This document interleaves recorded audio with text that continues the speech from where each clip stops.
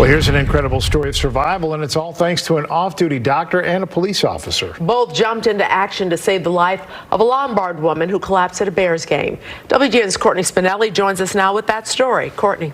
Well, Laura Hart calls the two men who saved her life her angels. She had the chance to return to Soldier Field and reunite with one of them at a recent game.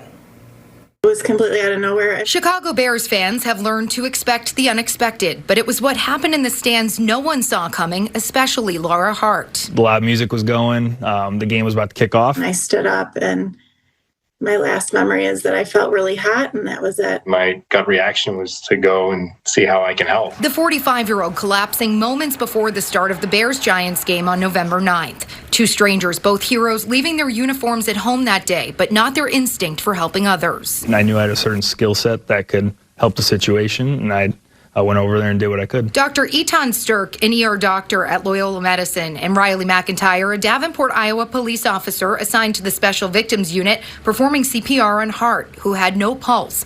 Stirk's son and Hart's daughter alerting staff, a medical team quickly responding with an AED device. We actually shocked her 3 times there in the stands.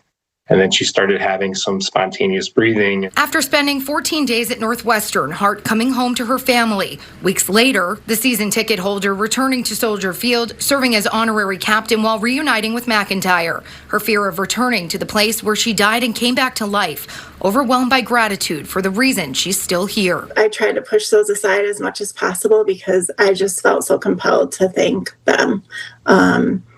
For, this second chance at life for me. Going from call to call, you don't get that side of things. You don't get to see the outcome of what we did. Stirk looking forward to the chance of formally meeting Hart, but for now, the outcome is enough. When I learned that she survived, I was just so amazed and elated that that happened. Hart pushing for others to learn CPR and how to use an AED. Ironically, I was on the other side of this at a public event and had to perform CPR before. So and the person that I did, she's still here today. And so is Hart, an example of miracles on and off the field.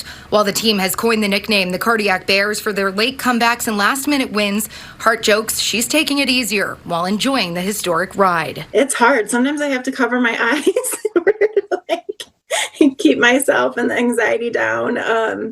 But I've been watching every single game and the whole way through and cheering them on and wishing them the best.